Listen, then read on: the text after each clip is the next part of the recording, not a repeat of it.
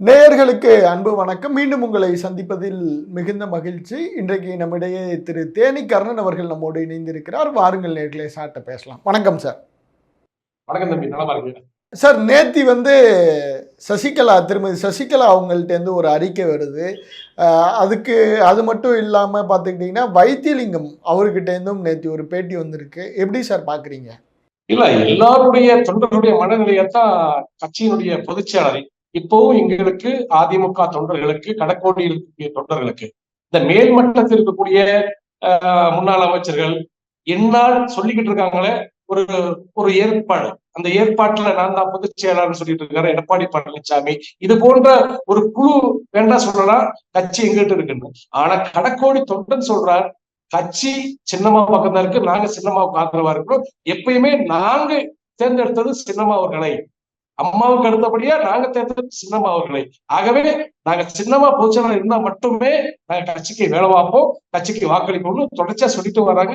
தொடர்ச்சியா எல்லா தேர்தல்களிலும் அவங்களுடைய அந்த வெளிப்பாடு, அந்த எடப்பாடி பழனிசாமி இவர் இதுக்கு தகுதி இல்லை என்பதை வெளிக்காட்டிக்கிட்டு வர்றாங்க. ஏன்னா நம்ம தொடர்ச்சியா பார்த்துக்கிட்டோம் எத்தனை தோல்வியை அவர் அடைஞ்சு வந்திருக்காரு. இன்னும் மக்கள் ஆதரவு தொடராது இல்லை. அப்ப இதைத்தான் தொடர்ச்சியா சின்னம்மா மக்களையும் சந்திக்கிறாங்க, மக்கள்கிட்ட கோரிக்கை வைக்கிறாங்க. அதே போல இவர்களுக்கு இந்த பதவி பித்தர்களுக்கு சொல்றாங்க, எப்பா தொடர்ச்சியா தோல்வி அடையிறீங்க, நீங்க வெற்றி பெற்ற நான் விளைவிக்கிறேன், நீங்க கட்சியை மேலோங்கி கொண்டு போனா நான் விலையை நிற்கிறேன். ஆனா கட்சியை சர்வநாசம் பண்ணிட்டு இருக்கீங்க, இருக்கிற தொண்டர்கள் பிரிஞ்சு ஓட பாக்குறாங்க. இப்ப பாருங்க, இந்த கூடிய வரைவில் வருகின்ற நகர்ப்புற உள்ளாட்சி, கிராமப்புற உள்ளாட்சி தேர்தலுக்குள்ள கட்சி ஒன்றுபட விட்டால் இப்ப புதுசா இயக்கங்கள் வருது. புதுசா விஜய் ஒரு இயக்கத்தை ஆரம்பித்திருக்கிறார். அதே போல இதுக்கு முன்னாடி ஆரம்பிச்ச நாம் தமிழர் இருக்கு. இப்ப இந்த இயக்கத்தில் எல்லாம் போய் அவங்க சேர்றதுக்கு தயார் நிலையில் இருக்கிறாங்க. ஏன்னா இது இவரை தலைவராக ஏற்றுக்கல யாருமே தயாரம் இல்லை. அடிமட்டம் சொல்றது மேல்மட்ட நிர்வாகம் வரைக்கும் தயார் இல்லை. அப்படின்ற போது இவர்கிட்ட இருந்து என்ன பலன்? அப்ப ஒன்றுபடவும் மாட்டாங்க, சின்னம்மா தலைமையும் ஏற்க மாட்டாங்க. இந்த பட்சம் இதனால நம்ம என்ன செய்வோம்? நம்ம ஏதாவது வேற இயக்கத்துக்கு போயிரு அந்த மனநிலையில் இருக்கிறாங்க. அந்த மனநிலையில் இருக்கக்கூடிய தொண்டர்களைத்தான் சின்னம்மா மாவட்ட வாரியா போய், கிராம வாரியா போய் அவங்களை சந்திச்சு அவங்களுக்கு மனதைரியத்தை கொடுத்துட்டு வர்றாங்க. கூடிய விரைவில் கட்சியை ஒன்று சேர்த்து நான் தலைமையேற்ப, நீங்க தைரியமா இருக்க, வருகின்ற ஆட்சி அம்மாவின் ஆட்சி இருக்குன்னு தான் தைரியத்தை கொடுத்துருக்காங்க. அப்படி இருக்க சூழ்நிலையில எடப்பாடி பழனிசாமி தான் சுயநலத்தை விட்டு பொதுநலமாக சிந்திக்க வேண்டும் என்பதை தொடர்ச்சியாக எங்களை போன்ற கடக்கோடி இருக்கிற ஒரு தொண்டர்கள் தொட்டு மேல்மட்ட நிர்வாகம் வரைக்கும் சொல்லிட்டு இருக்கிறோம். நாங்க வெளிப்படையா சொல்றோம், அவங்க மறைமுகமா சொல்றாங்க. இப்ப எடப்பாடி பழனிசாமி இருக்கக்கூடிய மூத்த அமைச்சர்களே மறைமுகமா சொல்றாங்க, நம்ம இப்படி நீடிச்சால் நமக்கு அரசியல் வாழ்வே கிடையாது, நம்ம ஒரு முடிவுக்கு வரணும். ஏன் நம்ம குடும்ப பிரச்சனை நம்ம ஏன் பேசி தீர்க்க கூடாது? ஏன் சின்னமா தானே எல்லாத்தையும் அடையாளப்படுத்தலாம், ஏன் அவங்க தலைமை ஏற்கக்கூடாது அப்படின்னு அந்த விஷயத்த எடப்பாடி பழனிசாமி கிட்ட ஒரு அணியா போய் சொல்லிட்டு இருக்கிறாங்க. கூடிய விரைவில் ஒற்றுமைக்கு உண்டான வேலைகள் நடந்து கொண்டிருக்கிறது. வருகின்ற நகர்ப்புற உள்ளாட்சி, கிராமப்புற உள்ளாட்சி அறிவிக்க முன்னாடியே நாங்க ஒன்றுபட்டு விடுவோம். தீய சக்தி திமுகவை வென்று காமிக்கும். சார், கண்டிப்பா சார், நீங்களும் அப்படி சொல்றீங்க. ஆனா ஒருங்கிணைப்பு குழு அப்படின்னு சொல்லிட்டு திரு பெங்களூர் புகழேந்தி, திரு கேசிபி, ஜேசிடி பிரபாகரன் அவங்கெல்லாம் சின்னம்மா மேலே ஒரு குற்றச்சாட்டு, அதாவது சசிகலா அவர்கள் மீது ஒரு குற்றச்சாட்டை விதைக்கிறாங்களே, அவங்க ஒருங்கிணைப்புக்கான எந்த முயற்சியுமே எடுக்கல அப்படிங்கிறாங்களே. யார் சொல்றது? அப்படி பெங்களூர் புகழேந்தி நம்ம பேட்டியில சொல்லியிருக்காரு. இல்ல, ஒரு விஷயம் தொடர்ச்சியாக புகழேந்தி உண்மையிலே அவர் ஒரு ஒற்றுமைக்கு உண்டான ஒரு முயற்சியில இருக்கிறாரு. அவரை நான் குறை சொல்ல விரும்பல. இருந்தாலும் சின்னம்மா தொடர்ச்சியாக என்னைக்கு சிறை மீண்டு வெளிவந்தாங்களோ அன்று தொட்டு இன்று வரைக்கும் யாரையும் பழிச்சு பேசல. இப்ப அண்ணன் புகழேந்திய வைங்க, என்னைய வைங்க, நானும் எடப்பாடி பழனிசாமி திட்டிருப்பேன், ஓபிஎஸ் திட்டிருப்பேன், தினகரனை திட்டிருப்பேன். அதே போல புகழேந்தி அவர்களும் எடப்பாடி பழனிசாமிய திட்டிருப்பாரு, பேசியிருப்பாரு, விமர்சனம் பண்ணிருப்பாரு, ஓபிஎஸ் விமர்சனம் பண்ணிருப்பாரு, எல்லாத்தையும் பண்ணிருப்பாரு, தினகரனையும் பண்ணிருப்பாரு. ஆனா சின்னம்மா இது வரைக்கும் யாரையும் பத்தி, இது வரைக்கும் எத்தனையோ பேர் என்ன போய் பேசிட்டு போனாலும் சரி, சின்னம்மா யாரையும் பத்தி பேசல, திமுக பத்தி பேசிட்டு இருக்கிறாங்க. ஆனா பிஜேபி பத்தியும் பேச மாட்டாங்களே சார், மோடியை பத்தியும் பேச மாட்டாங்களே, அமித்ஷாவை பத்தியும் பேச மாட்டாங்களே. இல்ல, ஒரு விஷயம் தப்பி நீங்க புரிஞ்சுக்கணும். நீங்க ஒரு ஊடகவியலாளர், நாங்க ஒரு மாநில இயக்கம், நல்லா புரிஞ்சுக்க. எங்க கட்சிக்குள்ள இருக்கக்கூடிய பிரச்சனை நாங்க பேசி தீர்க்கணும், அதுதான் எங்களுடைய பொறுப்பு, சின்னம்மாவுடைய பொறுப்பு. இதுல எதுக்கு தேசிய கட்சி வச்சு இழுக்கணும்னு நினைக்கிறேன். அவங்களுக்கு என்ன தடை, அவங்களுக்கு எங்களுக்கு என்ன பிரச்சனை? இல்ல, பாஜகவுக்கு பயந்து இவங்க திருமதி சசிகலா பேச மாட்டாங்கன்னு ஒரு குற்றச்சாட்டு இருக்கு. பாஜக தான் அவங்களை இயக்குதுங்கிற ஒரு குற்றச்சாட்டு இருக்கு. இல்ல, பல பேர் சொல்லுவாங்க தம்பி, நாங்க எதுக்கு பாஜகவுக்கு பயப்படணும், என்ன பிரச்சனை? பாஜக ஏன்னா மடியில கடன் தான் வழியில பயம் இருக்கும். அதான் திருமதி சசிகலா மேல வழக்குகள் நிறைய இருக்கு, பயப்படுறீங்கன்னு சொல்றாங்க. 187 இடத்துல நீங்க இல்ல 180க்கும் மேற்பட்ட இடத்துல நீங்க ரைடு அடிச்சீங்க. அந்த அன்றைய பாஜக அரசு, அன்னைக்கு பாஜக அரசு தான், அன்னைக்கு எடப்பாடியை தான் முதலமைச்சர் ஆக்கிட்டு சின்னவ சிறைக்கு போயிட்டாங்க. அந்த தருணத்துல 180க்கும் மேற்பட்ட இடங்கள்ல ரைடு அடிச்சீங்க. என்ன ஆச்சு, என்ன கிடைச்சிச்சு, என்ன சாதிச்சீங்க? ஒண்ணும் இல்லையே. ஒரு பொய் வழக்குல தினகரன் அவர்களை கைது பண்ணி திகார் ஜெயில அரைச்சிங்க, அவ்வளவுதான் உங்களால முடிஞ்சது. அந்த வழக்கிலும் எந்த ஒரு மூலாந்தரமும் இல்ல, எந்த ஒரு மூலாந்தரம் இல்லைன்னு சொல்லிட்டாங்க நீதிமன்றமும். அப்படி இருக்க பட்சத்துல நாங்க யாருக்கு பயப்படணும்? நாங்க யாருக்கும் பயப்பட அவசியமே கிடையாது. எங்களுடைய எதிரி திமுக, அவ்வளவுதான். திமுகவை எதிர்த்து குரல் கொடுக்கிறார் சின்னம்மா.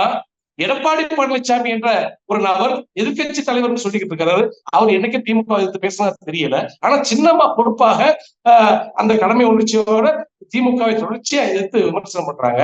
நாங்க எதுக்குங்க, எங்க குடும்ப பிரச்சனைங்க. நாங்க நினைச்சா பேசி முடிச்சுக்கிறோம். நாங்க எடப்பாடியை குறை சொல்றதோ, சின்னம்மா ஓபிஎஸ் குறை சொல்றதோ, தினகரன் தேவையில்லை. எல்லாத்தையும் அடையாளப்படுத்துறது சின்னமா தான். அப்படின்ற போது எங்களுக்கு எந்த ஒரு நெருக்கடியும் இல்லை. கூடிய விரைவில் சின்னமா அண்ணாவுடைய பிறந்த நாள் அன்னைக்கு சொன்னாங்க, செய்தியாளர் சந்திப்பு சொன்னாங்க, கூடிய விரைவில் ஒன்று சேர போறோம், கண்டிப்பா அம்மாவை ஆட்சி அமைக்க போறோம்னு சொல்லியிருக்கிறாங்க. அதுதான் இந்த சின்னம்மா எப்பயுமே அதோட ஒரு விஷயத்த சொல்லியிருக்காங்க. அம்மா காலகட்டத்துல புரட்சித் தலைவர் எம்ஜிஆர் அவர்களை இறப்புக்கு பிறகு எவ்வளவு இன்னல்கள் வந்துச்சு, அதெல்லாம் சந்திச்சுதான் வந்திருக்கேன் நானு. என்னை பார்க்க அமைதியா தெரியும், வெளிப்படையா நான் எதுவும் பேச மாட்டேன். கண்டிப்பா ஒற்றுமைக்குள்ள வேலைகள் நடந்து முடிச்சிருச்சு, கூடிய விரைவில் நாங்க எல்லாம் ஒன்று சேர்ந்து சொல்றாங்க. கண்டிப்பா சார் நீங்க ஒன்று சேர்க்கல எடப்பாடி இருப்பாரா? எடப்பாடி இருக்காரா? நீங்க ஒன்று சேர்க்கிற அணியில எடப்பாடி இருக்காரா? அதுதான் நான் தம்பி உங்களுக்கு சொல்ல விரும்புறது என்னன்னா, எடப்பாடி இருப்பாரா, ஜெயக்குமார் இருப்பாரா, KP முனிசாமி இருப்பாரா, இதெல்லாம் தேவையில்லை. ஒற்றுமைக்கு யார் விரும்புற அத்தனை பேரும் சின்னமா தலைமை ஏற்பாங்க. ஒற்றுமையை அதிமுக அப்ப ஒருவேளை எடப்பாடி ஒற்றுமையை விரும்பலன்னா எடப்பாடி இருக்க மாட்டார், எடப்பாடி அணியினர் இருக்க மாட்டாங்க, எடப்பாடி அதிமுக இருக்காது. இல்ல ஒரு விஷயம் நீங்க நல்லா புரிஞ்சுக்கணும். கட்சி நலன் கருதி இந்த இயக்கம் நல்லா இருக்கணும், இந்த இயக்கம் எல்லா தேர்தலும் வெற்றி பெறணும் அப்படின்னு எந்த ஒரு மனிதன் நினைக்கிறாரோ அந்த மனிதன் சின்னம்மாவுக்கு ஆதரவாக இருப்பார். அதுல இந்த மாற்றம் இல்ல. அதுல எடப்பாடி வர்றாரு வராம போறாரு, KP முனிசாமி வர்றாரு வராம போறாரு, அது தேவையில்லைங்க. நான் என்ன சொல்றேன், சுயநலத்தை விட்டு பொதுநலமா யார் யார் சிந்திக்கிறார்களோ அத்தனை பேரும் சின்னம்மாவோட ஆலோசனை கேட்பார்கள். கட்சி ஒன்றுபடுவதற்குண்டான முயற்சியில் ஈடுபட்டு கொண்டிருக்கிறார்கள். அதுக்காக எடப்பாடி வராரா வராம போறாரா, வந்தா வரட்டும், வராட்டி போகட்டும். யாருக்கு நட்டம்? எங்களுக்கு நட்டம் இல்ல, புரியுதுங்களா? கடக்கோடி தொண்டை என்ன நினைக்கிறார், யார் தடையா இருக்காங்களோ அவங்கள விட்டுருங்கன்றார். இந்த ஒற்றுமைக்கு யார் தடையாக இருக்கிறா அவங்கள விட்டுட்டு நம்ம எல்லாம் ஒற்றுமைன்னு சொல்றாங்க தொண்டை. அதைத்தான் சின்னமா அதை செயல்படுத்த போறாங்க. யார் யாரு சார் உங்க பிளான்ல யார் யார் ஒன்றிணைவாங்க சார்? நீங்களே சொன்னீங்க, எடப்பாடி சம்மதிப்பாரா, எடப்பாடி ஒருங்கிணைப்பாரு. அதுதான் நான் சொல்றேன், நாங்கள் அனைவரையும் அழைச்சிருக்கிறோம், அனைவரும் பேசிட்டு இருக்கிறாங்க. யாரு தடையாக இருக்கிறார்களோ அவர்களை புறந்தள்ளி விட்டு அனைவரும் ஒன்றுபாங்க. இதுல எதுக்கு பேசணும் அவசியமே கிடையாது, பேசணும்னு அவசியமே கிடையாது. அதான் சொல்லிட்டு நானு, இந்த ஜெயக்குமார் வராரு வராம போறாரு, KP முனிசாமி வர்றாரு வராம போறாரு. அது எடப்பாடி இவருடைய இந்த இருவருக்கும் தலைவரான எடப்பாடி பழனிசாமி வந்தாலும் நல்லதுதான், வராம போனாலும் நல்லதுதான். தொண்டர்களுடைய மனநிலை அப்படி இருக்கு, பொதுமக்களுடைய மனநிலை அப்படி இருக்கு. அதிமுக என்ற ஒரு மாபெரும் இயக்கம் அழிந்து விடக்கூடாது, வேணும் தமிழ்நாட்டுல வேணும் அப்படின்னு கட்சிக்காரனுக்கு அப்பாற்பட்டு பொதுமக்கள் நினைக்கிறாங்க. நல்லா பாருங்க, இயக்கத்துக்கு இடையில திமுக அதிமுக இடையில பொதுவான வாக்கு உண்டு.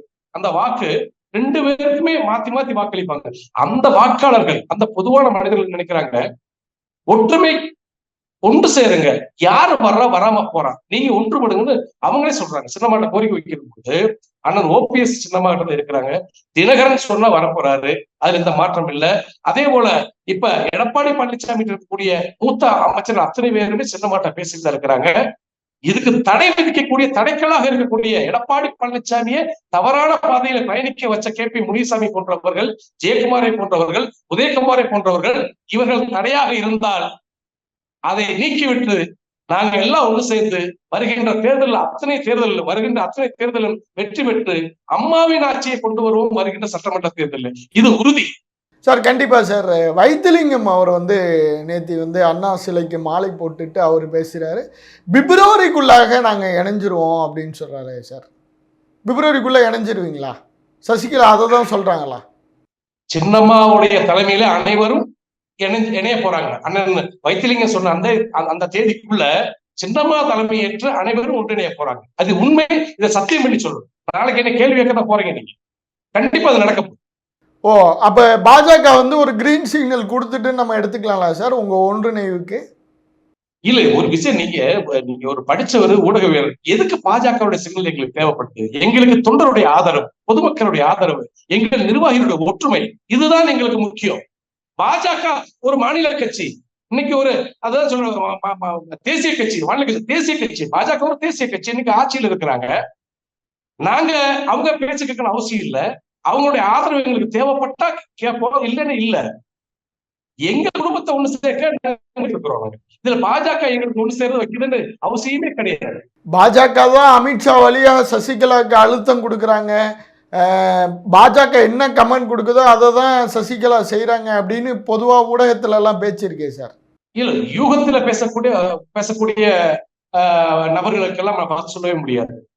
சின்னம்மா அன்று தொட்டு சிறை மீண்டு வெளிவரும் போதே நம்மளுடைய புதிய தெரியார் திமுக யாரை பார்த்தும் பயப்பட வேண்டாம், யாருடைய அச்சுறுத்தலுக்கும் பயப்பட வேண்டாம், நம்ம ஒற்றுமையா இருப்போம் அப்படின்னு தான் சொன்னாங்க. சிறை மீண்டு வெளிவந்த மரணம் அந்த பயணத்திலே சொன்னாங்க. அந்த சிறை மீண்டு வெளிவரும்போது அதுதான் உலக வரலாற்றில் இல்லாத ஒரு வரவேற்பு புரட்சித்தாய் சின்னம்மா உங்களுக்கு தான் கிடைச்சு. சிறை மீண்டு வெளிவரும்போது அந்த வரவேற்பிலே பிரஸ் மீட்ல அந்த கேள்வியாளர் கேட்கும் போது, செய்தியாளர் கேட்கும்போது சொன்னாங்க, எங்க கட்சிக்காரங்க யாரும் பார்த்து பயப்பட வேண்டாம், யாருடைய அச்சத்துக்கும் பயப்பட வேண்டாம், நம்மளுடைய புதிய திமுக, நம்ம தைரியமா இருப்போம், ஒன்றுபட்டு நிற்போம்னு சொன்னாங்க. அன்னைக்கே பிரச்சனை இருக்கு. நாங்க யாரும் பார்த்து பயப்பட அவசியம் இல்லை தம்பி. Right sir. இப்போ ஓபிஎஸ் அவங்க டீம் எல்லாம் பிஜேபி கிட்ட தானே சார் இருக்காங்க, அவங்க பிஜேபி கட்சியில தானே இருக்காங்க. இல்ல, ஒரு விஷயம், அந்த ஆரம்ப அம்மா இறப்பு காலகட்டத்துல பிஜேபியோட ஆதரவுல இருந்தார். இன்னைக்கு அவர் தனி அணியாவும் போகல, ஒரு பிளவா நின்று பிஜேபிக்கு ஆதரவா இருக்காரு. நாளைக்கு எப்போ எங்க குடும்பத்தை நாங்க ஒண்ணு சேர்க்கறதுக்கு எந்த நிலையும் நாங்க எடுப்போம். எங்க குடும்பத்துல ஒண்ணு சேர்க்கணும் இல்லையா? இப்ப தினகரன் தனியா நின்று சாதிக்க முடியுமா தம்பி? தினகரன் தனியா நின்று சாதிக்க முடியாது. ஓபிஎஸ் தனியா நின்று சாதிக்க முடியுமா? முடியாது. இதை எடப்பாடி பழனிசாமி கட்சி இருக்கு, சின்னம் இருக்கு, அலுவலகம் இருக்கு, நம்மகிட்ட கோடி கோடியா பணம் இருக்குன்னு சொல்லிதான் அந்த ஆணவத்துலதான் அவரு நான் தான் சொன்னாரு. சாதிக்க முடிஞ்சா? முடியலையே. என்ன காரணம்? மக்கள் விரும்பணும், தொண்டர்கள் வேலை பார்க்கணும். அப்படின்ற போது தொண்டர்கள் என்ன எண்ணூட்டம் என்ன? ஒன்றுபட்ட அதிமுக. சரி, ஒன்றுபட்ட அதிமுகனா யாரு? அம்மாவுக்கு அடுத்தபடியே சின்னம்மா. இதைத்தான் தொண்டர்கள் நினைக்கிறாங்க. ஏன்னா நிர்வாகத்திறன், ஒரு இயக்கத்தினுடைய நிர்வாகத்திறன் யார்கிட்ட இருக்கு? சின்னம்மாட்ட இருக்கு. இவர்களுக்கெல்லாம் அது இல்லை என்பதை வெட்டா வெளிச்சமா வெளியே காமிச்சிட்டாங்க. அதனால ஓபிஎஸ் இன்னைக்கு பிஜேபிக்கு ஆதரவா இருக்கலாம், தினகரன் ஆதரவா இருக்கலாம். நாளைக்கு எங்க குடும்பத்துல நாங்க ஒற்றுமை என்ற போது எல்லாத்தையும் நகட்டி விட்டு நாங்க எல்லாம் ஒன்று சேர வாய்ப்பு சார். வைத்திலிங்கம் சொல்றாரு, யார் தடுத்தாலும் அதிமுக வேட்டியை நான் கட்டுவேன், கரை வேட்டியை கட்டுவேன்னு சொல்றாரு. அவரை யாரோ கட்ட வேணாம். இல்ல, ஒரு விஷயம் நான் சொல்றேன், ஓபிஎஸ் கட்டாம இருக்கிறது அதோ நீதிமன்றத்துக்கு ஒரு மரியாதை கொடுத்துட்டு இருக்கிறாரு. நீதிமன்ற அவமதிப்பு வரக்கூடாதுன்னு நினைக்கிறாரு. கண்டிப்பா என் கார் இந்த வெளியில் நிக்குது, அதிமுக கொடி வச்சிருக்கேன், அம்மாவுடைய போட்டோ இருக்கு, அதிமுக வேஸ்ட் கட்டி தான் நான் வர்றேன், நான் ரூம் எடுக்கிறேன், டிஷர்ட் போட்டிருக்கேன், வெள்ள சட்டை, அதிமுக வேட்டி தான் நான் கட்டுறேன். எவனாவது சரியான ஆம்பளை எவனாவது என் கார்ல இருக்க கொடியை கலத்த சொல்லுங்க, என் வேட்டி என்னன்னு கேட்க சொல்லுங்க, அவனுக்கு கை இருக்காது. ஆனா அது தெரியும் அவங்களுக்கு, கேட்க மாட்டானு. ஏன்னா அதிமுக என்பது எடப்பாடி பழனிசாமியோட அப்பவிட்டு சொத்து கிடையாது. இது கணக்கோடி தொண்டன் உருவாக்கி புரட்சித் தலைவர் எம்ஜிஆர் அவர்கள் அந்த கட்சிக்கு வர்றதுக்கு முன்னாடி ஒரு இயக்கமே உருவான ஒரு இயக்கம் தான் அதிமுக. திமுகவுல இருக்கிறாரு. திமுக பிரச்சனையை வரவங்களே ஒரு இயக்கத்தை உருவாக்கி வச்சாங்க எம்ஜிஆர் ரசிகர் அவர்கள். அப்படிப்பட்ட ஒரு பேர் இயக்கம். அதனாலதான் புரட்சித் தலைவர் எம்ஜிஆர் அவர்கள் கணக்கோடி தொண்டனுக்கு உரிமை கொடுத்திருக்கிறாரு. நீ தீர்மானி, இந்த கட்சியை வழிநடத்தக்கூடிய அந்த தகுதி யாருக்கு இருப்பது என்பதை கணக்கோடி தொண்டன் தீர்மானிக்க வேண்டும் அப்படின்னு சொல்லி பைலாவில் எழுதியிருக்காரு. அந்த பைலாவை குப்பை தொட்டியில போட்டுட்டு இவங்களா செயற்குழு பொதுக்குழு கூடி இவங்களா ஒரு ஏற்பாட்டுல ஒரு 2000 பேர் இருந்தா போதும், ஒரு 2500 பேர் இருந்தா போதும், நம்ம பொதுச் செயலாளர் நாட்டை ஆண்டுலான்ட்டு பகல் கனவு கண்டாங்க. அது செல்லாம போய் பகல் கனவு தானே முழுசா முடிஞ்சு போச்சா?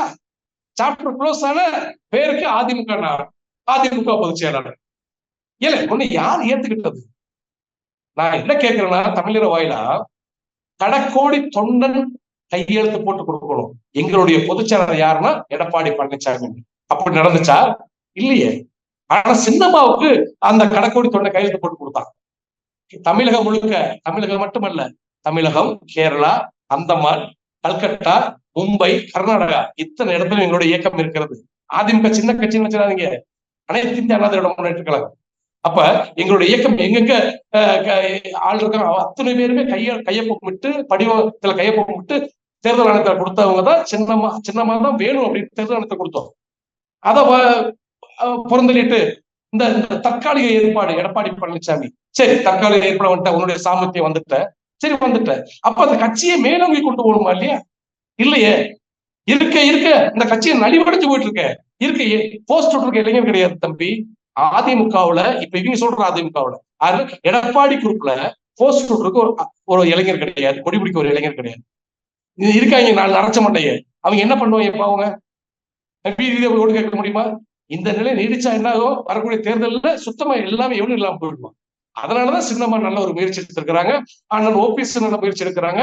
அண்ணன் வைத்திலிங்கம், அது ஓபிஎஸோட குரலாக வைத்திலிங்கம் பேசுறாரு. கட்சி ஒன்றுபடணும், தலைமை என்பதை தீர்மானிச்சுக்கலாம். பெரிய தலைமை யாரு? வைத்திலிங்கம் என்ன சொல்றாரு? தலைமை என்பதை தீர்மானிச்சுக்கலாம், ஆனா கட்சி ஒன்றுபடணும். ஆனா எடப்பாடி தலைமைக்கு செல்லாது. எடப்பாடி எங்களுக்கு வேணும், ஆனா எடப்பாடி தலைமை செல்லாது அப்படின்னு சொல்லிட்டாங்க. அப்படின்ற போது எல்லாரும் ஒரு முடிவுக்கு வந்துட்டாங்க தம்பி. கண்டிப்பா அதுக்கு தடையா யாராக இருந்தாலும், அந்த முடிவுக்கு தடையாக எடப்பாடி பழனிசாமி இருந்தாலும் சரி, அவரை புறந்தள்ளி விட்டு அனைவரும் ஒன்றுபட்ட அதிமுகவின் புரட்சித்தாய் சின்னம்மா அவரோட வழியில் நடப்போம். கூடிய விரைவில் இது நடக்கும். அதை பத்தி நம்ம பேசதான் போறோம். சார், இந்த விசிகாவுடைய மது ஒழிப்பு மாநாடு அது ஒரு வாரமா தமிழகத்தினுடைய ஒரு பெரிய பேசு பொருளா போகுது. அதிமுக ரொம்ப நம்பி இருந்துச்சோ சார், விசிகா வருவாங்க, கூட்டணிக்கு வருவாங்கன்னு ரொம்ப நம்பி இருந்துச்சோ? கனவுல மண்ணு விழுந்துட்டோம். விசிகா தலைவர் திருமாவளவன், விடுதலை சிறுத்தைகளோட தலைவர் திருமாவளவன் மிகுந்த மரியாதை எனக்கு இருக்கு. ஏன்னா உண்மையிலே ஒரு தனி மனிதன், ஒரு சமுதாய இயக்கமாக இருந்தாலும் அந்த இயக்கத்தை ஒரு லெவலுக்கு டெல்லி வரைக்கும் கொண்டு போய் வச்சிருக்கிறாரு. தமிழக சட்டமன்றத்தில் அவருடைய பிரதிநிதித்துவம் இருக்கு. அப்படின்ற போது அவர் பெருமைப்படுது. எத்தனையோ சமுதாய இயக்கம் எல்லாம் பேருக்கு சமுதாய இயக்கம் சொல்லுவாங்க, ஒரு எம்எல்ஏ ஜெயிக்க முடியாது. ஆனா எப்படியாவது ஒரு கூட்டணியை வச்சு கொள்கையை விட்டு கொள்கை கோட்பாடு போகுது. விடுதலை சிறுத்தைகள் கொள்கை என்ன? அது வேற. அதான் சொல்ல வரேன். அவங்களுடைய கொள்கை வேற மாதிரி ஒரு கொள்கை. அதுல தமிழ் தேசியம் இருக்கும். அதுக்கடுத்தபடியா இந்த என்ன சொல்ற சமத்துவம் இருக்கும். இந்த சமத்துவம் திமுகவில் இருக்கான்னு தெரியல. ஏன்னா நிறைய இடத்துல தலைவர் திருமாவளவன் போகும்போது அவருக்கு ஒரு பிளாஸ்டிக் சேரை போட்டு உட்கார வைப்பான். யார்? திமுக மந்திரி. சைட்ல பார்த்தா ஒரு பிளாஸ்டிக் சேர்ல உட்காந்து. என்ன சமத்துவம் இருக்கு? திமுக சமூக நீதி பேசுது. அந்த சமூக நீதி திருமாவளவன் என்னுடைய கொள்கையா வச்சிருக்கேன்னு சொல்றாரு. அப்படி அது பல விஷயங்கள் போயிட்டு இருக்கு. சரி, அந்த இயக்கத்தை பேரை சொல்லி அவரு இன்னைக்கு எம்பியா இருக்காரு, அவர் சார்ந்தவங்க எம்பியா இருக்கிறாங்க, சட்டமன்ற உறுப்பினர் இருக்காங்க, அது பெருமைப்படுறாங்க. ஆனா மது ஒழிப்பு மாநாடு, சரி இதுவரைக்கும் எந்த கட்சியில் நீங்க கூட்டணி வச்சிருக்கீங்க? அது தலைவர் திருமாவளவனுக்கு தெரியுமா என்னன்னு தெரியல. எதனால இந்த அவசரமா மது ஒழிப்பு மாநாடு? சரி, மது ஒழிக்கிறதா இருந்தா உங்களுடைய கூட்டணி கட்சி, உங்களுடைய தலைமை யாரு? திமுக. டைரக்டா போய் நீங்க ஸ்டாலின்ட்ட உட்காந்து பேசலாமே, நான் உங்களுக்கு எதிராக நான் மது ஒழிப்பு மாநாடு நடத்த போறேன், நீங்க அந்த மாநாடு நடத்துற உங்களுக்கு அசிங்கம், நீங்க இந்த படிப்படி அந்த சாராய கடையெல்லாம் குறைங்க, பிராந்தி கடையெல்லாம் குறைங்க அப்படின்னு சொல்லலாமே. எதனால? இல்ல, அவர் என்ன சொல்லியிருக்காரு அப்படின்னா, இன்னைக்கு போய் அவர்கிட்ட அந்த கோரிக்கையெல்லாம் கொடுத்துட்டு எங்க மாநாட்டுக்கு வாங்க அப்படின்னு அழைப்பு விடுக்கிறார். திமுக சார்பில் 2 பேரை அனுப்பி வைக்கிறாங்க. இதுக்கு மேல அவங்க 2 பேருக்குமான அணுக்கம் என்ன வேணும்னு கேட்கிறேன். இல்ல, நான் என்ன சொல்றேன்னா, இப்ப நீங்க ஒரு நாடகத்தை நடிக்கிறீங்க, இது நாடகம்னு தெரிஞ்சுக்கிடுச்சு. இந்த நாடகத்துக்கு வேணா 2 பேரும் வருவாங்க பாக்குறதுக்கு. அந்த நாடகத்தினுடைய கோரிக்கை என்ன, கொள்கை என்ன, அது தேவையில்லை. இப்ப திருமாவளவன் நடத்துற நாடகம்னு சொல்றீங்களா நீங்க இத? ஆமா, நாடகம். இப்ப ஒரு விஷயம் நாடகம் தானே. ஏங்க, நீங்க ஆளுங்கட்சி, நீங்க கூட்டணி கட்சியில இருக்கிறீங்க, ஆளுங்கட்சி தானே. விடுதலை சிறுத்தை என்ன கட்சி? ஆளுங்கட்சி. ஆளுங்கட்சி சார்ந்து இருந்தா ஆளுங்கட்சி தான். இப்ப ஆளுங்கட்சியான திமுக மது விற்பனையை விரிவுபடுத்திருக்கு. அப்ப நீங்க எல்லாம் சேர்ந்துதானே விரிவுபடுத்துறீங்க. அப்புறம் என்ன, நீங்க துண்டா மாநாடு நடத்த போறீங்க? இதுல திமுகவுக்கு அழைப்பு விட்டுருக்க சார், அவங்க கோரிக்கையே திமுகவுக்கு வைக்கல. நீங்க அதுதான் தப்பா புரிஞ்சிருக்கீங்க. அவர் என்ன கோரிக்கை வைக்கிறார்னா, தேசிய அளவில் ஒரு மது கொள்கை வேணும் தான் சொல்றாரு. நான் முதல்ல தான் வீட்டை திருத்த சொல்றேன். தேசிய அளவுக்கு போக வேணாம் தம்பி. தான் குடும்பத்தை திருத்தத்துக்கு வழிபாடுங்க. நீங்க தேசிய அளவுக்கு போயிட்டு இருக்கீங்க. ஏங்க தமிழ்நாட்டுல மது விளக்க நீங்க நிர்ணயம் பண்ணுங்க. சாராய கடையே இருக்கக்கூடாது. உங்களோட கொள்கை என்ன? உங்களோட கொள்கை சாராய கடையே இருக்கக்கூடாது. அதே மாதிரி சமூக நீதி வேணும், ஜாதி மதம் இருக்கக்கூடாது. இதை கொண்டு வாங்க. நீங்க நாங்க வரவேற்கிறோம்னு சொல்றோம். ஆனா உங்களுக்கு அங்க தீட்டாம இருக்க ஒரு இயக்கம், சமூக நீதி பேசக்கூடிய இயக்கம், மாற்று சாதிகளுக்கு கல்யாணம் முடிச்சு வைக்கிற இயக்கம், அந்த இயக்கத்திலே திருமாவளவனுக்கு தீட்டாம இருக்க அதை யாரும் பேச முடியுதா? நான் கேட்கிறேன் சார். இப்போ நிறைவா சார், இப்போ அதிமுக கூட்டணிக்கு விசிகாவும் வராது, பிறகு கூட்டணி கட்சிகள் எதிர்பார்த்த எதுவுமே வராது. இப்போ அதிமுகவோட நிலைமை என்னவா சார் இருக்கும் 2026? இல்ல, எங்களை பொறுத்த அளவுக்கு வருகின்ற நகர்ப்புற உள்ளாட்சி, கிராமப்புற உள்ளாட்சிக்கு முன்னாடியே அதிமுக ஒன்றுபட்டு விடும். அதனால எங்களுக்கு கூட்டணியுடைய அத்தியாவசியம் இல்லை, அந்த தேவை எங்களுக்கு இல்லை. வந்தா ஏத்துக்குவோம், வராட்டி ஏத்துக்குவோம். அது யாரு வந்தான, அண்ணன் திருமாவளவன் வந்தாலும் ஏத்துக்கிறதுக்கு முன்னாடி இருந்தவர் தான் எங்க கூட. அண்ணன் திருமாவளவன் வந்தாலும் ஏத்துக்கிறோம், அதுல இந்த மாற்றம் இல்ல. ஆனா எங்களுக்கு கூட்டணி வச்சுதான் வெற்றி பெறணும்னு அவசியமே கிடையாது. ஒன்றுபட்ட அதிமுகவுக்கு யாருடைய தயவும் தேவையில்லை. அது எல்லாருக்கும் தெரியும், திமுகவுக்கே தெரியும். ஏன்னா திமுக தான் கூட்டணியுடைய பலத்துல நிக்குது. நாங்க தனிச்சிருந்து வெற்றி பெற்று வரலாறு உண்டு. அதிமுக தனிச்சிருந்து வெற்றி பெற்ற வரலாறு உண்டு. அதனால தொண்டர்கள் என்ன விரும்புறான், தனிச்சு நிற்போம், யாருடைய கைவும் நம்மளுக்கு தேவையில்லைன்னு நினைக்கிறான். நம்ம ஒன்றுபட்டா போதும்னு நினைக்கிறான். அதனால அந்த ஒன்றுபடக்கூடிய நேரம் வந்து விட்டது. கூடிய விரைவிலே அண்ணன் எடப்பாடி அவர்களும் வேண்டும் என்று நினைக்கிறோம். அவர் வேண்டாம்னா வேண்டாம், அனைவரும் ஒன்றுபட வேண்டும் நாங்க நினைக்கிறோம். இல்ல நான் தான் பெரியாண்டு போல போயிட்டாரு, நாங்க யாரை பத்தி கவலைப்பட அவசியம் கிடையாது. சின்னம்மா தலைமையிலே ஒருங்கிணைந்த தொண்டர்கள் அனைவரும் ஒன்றுபட்டு நின்று வருகின்ற அத்தனை தேர்தலும் நாங்கள் வெற்றி பெறுவோம். அதுக்காக எடப்பாடி தடையா இருந்தா தடையை எத்தி தள்ளிவிட்டு போயிட்டு இருக்கோம். கண்டிப்பா சார். உங்களுடைய நோக்கமும் உங்களுடைய இந்த நேரத்திற்கும் நெஞ்சார்ந்த நன்றிகள் சார். நன்றி தம்பி.